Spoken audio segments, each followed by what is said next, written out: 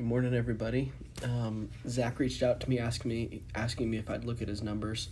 I wanted to take his numbers and send out a little video to show you guys how you guys can review your own numbers. So yesterday we took all these values. I want to walk through first and talk about some of the goals and the discrepancies.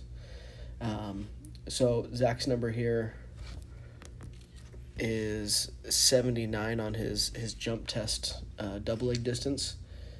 Typically here we have female athletes are going to be between 60 and 80, and male athletes are going to be between 70 and 90. Definitely with distance athletes, those are normal numbers. So Zach, double leg distance at 79, things look good.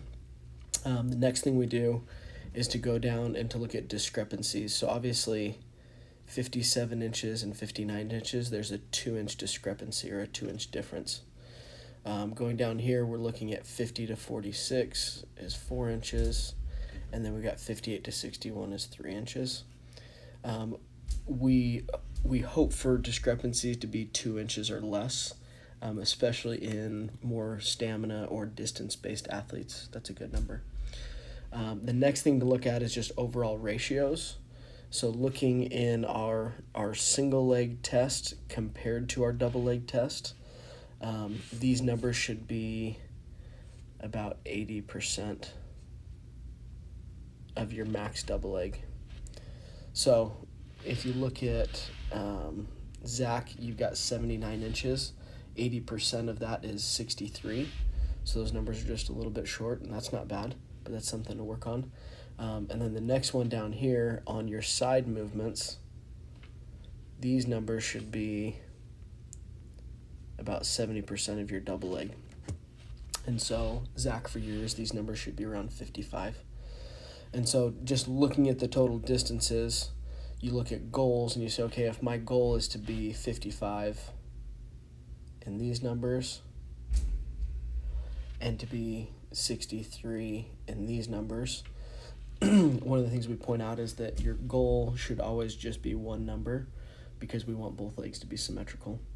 So looking at outcomes, Zach, if we look at discrepancy between your single leg jump test and the goal of 63, just a few inches off, obviously emphasizing more the right leg.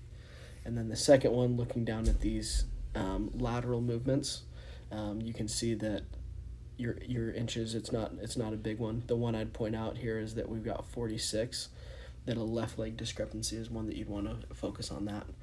The last thing I was going to point out on this video is that you'll have patterns. And so one of the interesting things with you, Zach, is that your left leg was dominant in a front and back jumping pattern, whereas down here, if you look at your right leg, was dominant in both of these other numbers. And so that just teaches us that we can become more dominant, not just on a specific leg, but also on a specific leg and a specific movement. So yeah, this is a great way to analyze your test.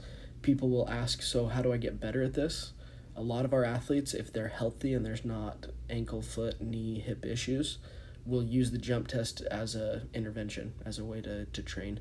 Some of our athletes will have them do 5 or 10 minutes a day where they're going through these movements, and definitely especially focusing on those movements that they're not as strong at. So that's the way you analyze and use this test. You guys go through your numbers, analyze, looking. If you even want to fill this out and send it back to me, and if you have any questions on the percentages or the discrepancies, let me know. But this is how you use that jump test, and this is how you can analyze those numbers going forward.